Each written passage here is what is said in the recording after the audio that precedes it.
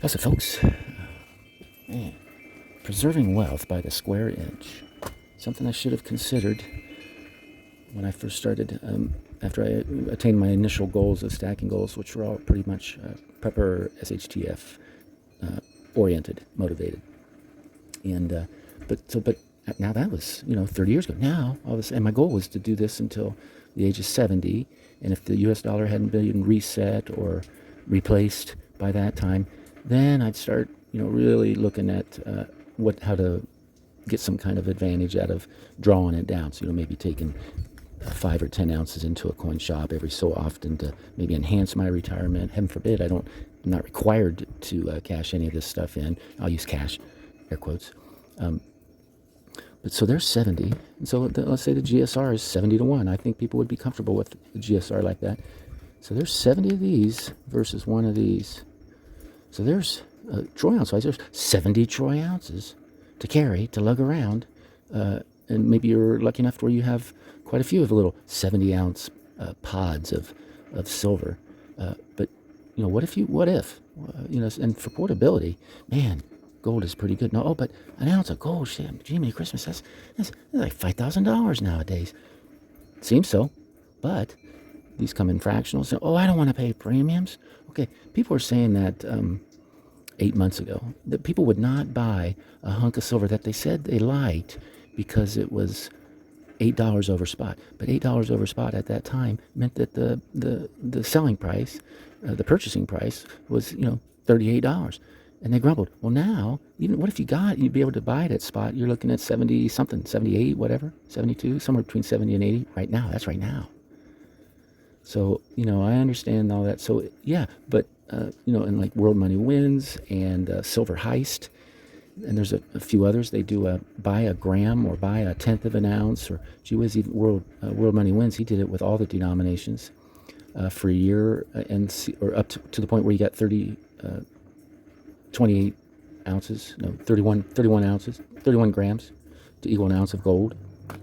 And what do you end up paying for it compared to if you'd had to save up to get a whole ounce of gold, 12 months down the road? And the math worked out to the fractional side. Does that mean it's going to happen like that again in the future? No, but if you keep going back enough, you'll see that, it's been kind of doing that for quite a while. So it is a strategy to accumulate gold along with your silver. But look at the space these things take compared to that. I wish I'd have thought about that. But I feel like I have an opportunity before I die or before they reset the dollar to turn some of this non-eagle stuff into this colored eagle stuff, or maybe even some kind of trade. I think if I was trading maples for eagles, milk spot to milk spot, spot to spot, that would be nice. But I think I'd have to take a hit on what a dealer would give me for 70 maples or 50 maples and 20 philharmonics for the same number of silver eagles. I think I'd come out with less. That kind of ratio. What's the maple leaf philharmonic ratio to eagle? So, but that's something I would consider, but it wouldn't be a deal breaker unless it was ridiculous. And it probably could be ridiculous at that point, plan B. Plan B would be to turn big stuff like this. There's only 5 ounces of silver in here, 5 fancy silver eagles. Same thing's in there, only that hasn't had the gift wrap taken off yet. That's a lot of space. And proofs. I've got proofs from 1986 to about 2014, and I just got a 2024 Silver Eagle proof because I'm a junkie. Silver Eagle proof addict. No, I'm just trying to collect one of each year. But why? They take up a lot of space. They take up probably about this much of width, and then maybe that high. Stack, come in their little boxes and you just stack them around. And so, but gold's expensive. Well, we already talked about that. You can buy fractional gold, even to the point where. But just think about this: if you do this over the next 20 years, not 30 years, I don't like commitment either, but let's just call it 20 years. So if you're 40, when you're 60, if you're, heaven forbid, 25, when you're 45, man, who's going to rule the world at that point? You and your stacking peers. So something like this, so I don't know how many grams are in here, but that's really not that, it's definitely not as much space as that, but it's definitely not as much space as that. These are super convenient, but what if you're negotiating for is only $3,000 worth of whatever the currency is at the time. But they don't make change. So that's why it's handy to have grams, 31.1 grams. So that means 31 of these is going to equal, technically, to one of these. So 1, 2, I think that's a 1 gram each. There's some large ones. Okay, yeah, there's a 2.5. That looks like it's bigger. That's a 2.5. That's a 2.5. What is this? That's a 2.5. All right, so there's 10, 11, 12, 13, 14, 15, 16, 17, 18, 19, 20, 21, 22, 23, 24. I've got another stash of these. So, but it's almost, well, if actually, I think if I had 31 of these, I don't know where the others are. I've got them hidden. These are nice, but they're not perfect. See how that thing wants to come out of that little gizzy? Yeah. And then if you store them incorrectly, there's actually little edges along the bar there. I didn't show you.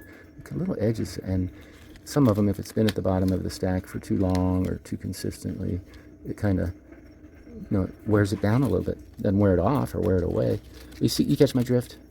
Gold is a wealth preservation in a more compact package. And so when you go to stash this stuff, you don't have to be nearly as careful. Maybe with these things, because it looks like these little parts could fall out of those. But this doesn't take a whole lot of special care. I mean, yeah, you'd probably want to. I wouldn't have before I buried it or hidden it. You wrap it up, and sometimes you might even use a vacuum sealer or a seal a meal. That's almost overkill for gold. Where silver is super sensitive. You can just get it from the mint in one of their tubes. Maybe because you got more than one. You didn't open up all the tubes. You just, especially if you got it from the mint, you figure, oh, they're in there. Those are real. But you don't open it up, or maybe you do, but just briefly say, oh, look at those milk spots, nice. And then you cover it up again, or you've never been opened after the mint put it in their tubes. They can come out funky, milky, tarnishy, tony. So yeah, there's a lot of advantages to gold. I know silver's it's the big news right now, and I'm still following it. I just want to adjust my silver stacking strategy. Will I still be buying some silver? Yeah, if it's something that I want, like the 2015, 16, 17, 18, 19, 20, 21, 22, 23 equal proofs. Unless I can get somebody to, trade me out of my incomplete. I don't have a full date run because I stopped buying those proofs a while back, around 2014 or 13. I don't remember. I don't remember. But yeah, that's something to consider if you're new or if you're old. If you've got a bunch of silver, or if you've just got just enough. And then heaven forbid if you throw in a wild card like copper, stacking copper around. So, space is a premium.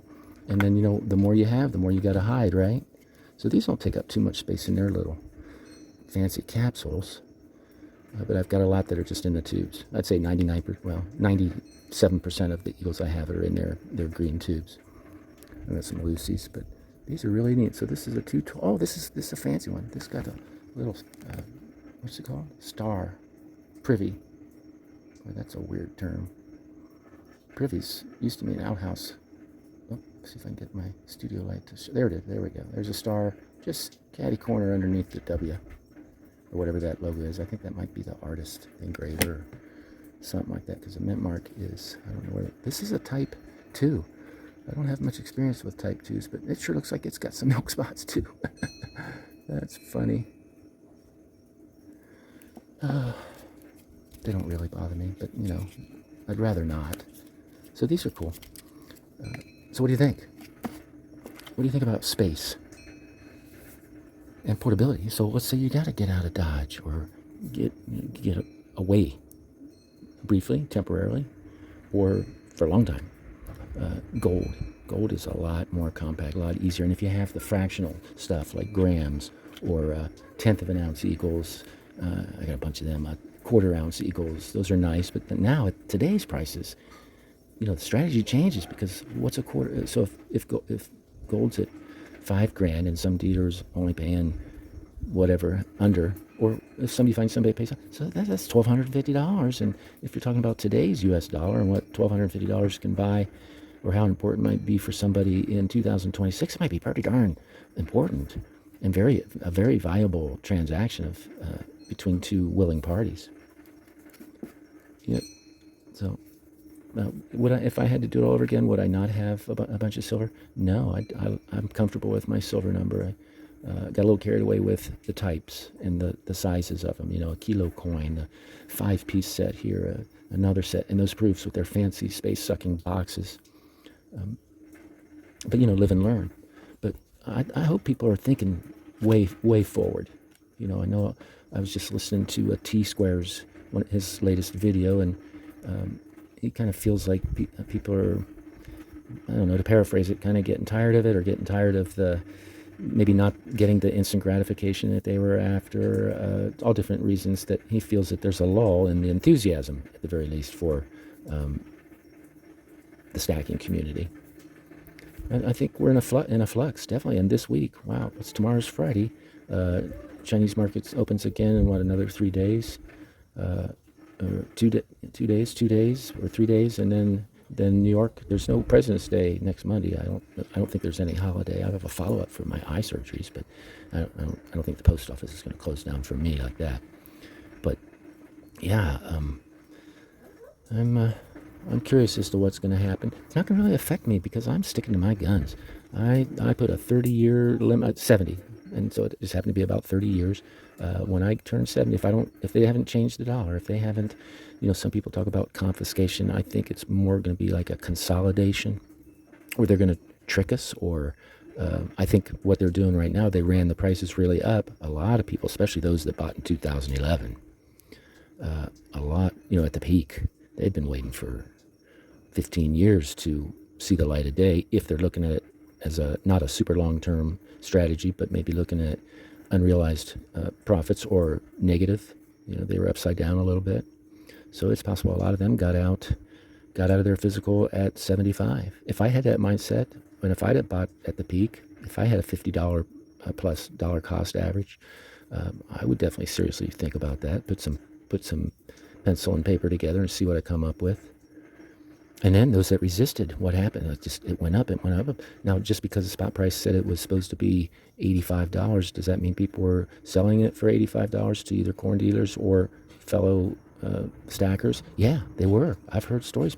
I paid $97.50, I think, or $97.50 for a fancy Eagle Proof 2025. So yeah, people were buying it above 80, but a lot of people, I think, were getting out, or maybe they sold off 25% of their stack and considered the rest of their stack at half price off, or maybe even free if they had enough and sold off enough. So that's awesome. But I think that's what the powers that be want. I think they want.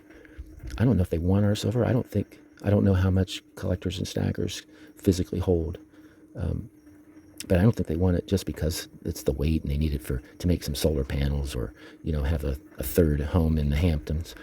I think they just want us to suffer. They don't want us to have something that's out of their system. And some of these big financial gurus, investing gurus, well, it doesn't do anything. It doesn't earn anything. There's no dividends. Well, I think I beg to differ. I think the dividend that I've derived from this hunk of gold, I can measure it in comfort, confidence, better sleep. I think there's a lot of dividends to hang on to this. And if you look at the appreciation from 2001 until 2026, as much as this has gone up in value or in price, in the terms of U.S. dollars, the same old Federal Reserve note, the same old system since they cheated us all in, when was that, 1913, and then they fiddled with the price in 33, and they change the rules whenever they want to. They changed the rules on the Hunt brothers. Not that I agree with what the Hunt brothers were doing, but they changed the rules. They might have gotten away with it had they not been kind of cheated by the people that set the rules. So I don't think they want our gold and silver, especially our silver for industrial uses. I think they want it so that we don't have it. Just my opinion. But I still love the USA. Salute. So anyway, that's all I got to say. Leave a comment on what you're thinking. If you've gone through these kinds of stacking strategy dilemmas. And the nice thing is if I do nothing, if I change nothing, don't trade up, don't trade down, life is probably just going to keep going on. And maybe when I wake up on my 70th birthday in October of 29, maybe things will be just kind of not miserable for the country and still functioning somewhat in a fashion that we are now. So you can still go out and buy whatever you want to eat if you can afford it. You can still afford to buy nice things if you're into that kind of stuff. I'm not. Although I'm considering getting the new Casio watch. I think it's $30. That's the most I'd ever pay for a watch. But I'm starting to think I might have to have a wristwatch that's not doesn't take electricity to keep it, so it'll tell you the time. Because right now I just use my cell phone if I want to know what time it is. But it might be a day in the future where it might come in handy to be able to have the time right there on my wrist. I would never, even if I don't think if I had just so much money I didn't know what to do with it, I still don't think I'd buy a Rolex. I still don't think I might buy an extra Tacoma, maybe an off-road thing or something like that. But I'm not interested in that. I don't know what to do. I tell you, I'd eat better. If it weren't for food, I'd be filthy rich. I just can't stop eating. I don't know about you folks, but man, that's gotten to be pricey. This thing, one of these is 1986. So I don't know what a loaf of bread was in 1986, but I know these things in 1986, or at least by the late 90s, you could get them for maybe not in a fancy slab, maybe not a 1986 MS69, but you could. So these were $7, and I don't know how many loaves of bread that would have bought back in 1986 or 1998. But now this same $5 or $7 that was used to buy this, that would only buy, so let's just even $1, so 7 loaves of bread. Now, if you take its value, let's just put it at 70, that buys a lot of loaves of bread. So it's held its value on certain things. I've heard the gas analogy. That's a pretty good one, because I remember when gas was 26.9 cents. I remember one time in Hawaii they tried to sell it by the liter, and oh my gosh, I thought there was going to be a revolution. People just couldn't handle that. That's too much metric in your face for something that people stress out over anyway. So, yeah, let me know in the comments. Maybe I'm going to put some lives. Gee whiz, maybe this thing don't even make it to publishing, because I'm going to try to learn how to schedule it to be published instead of, publishing it right away, so I can just be done with it. Well, thanks for stopping in. Thanks for staying. And despite maybe some negativity that's in the silver stacking environment right now, I still think get what you can when you can, while you can, at the best deal you can, without neglecting other priorities, obligations, and investments. And so, with that being said, all right then.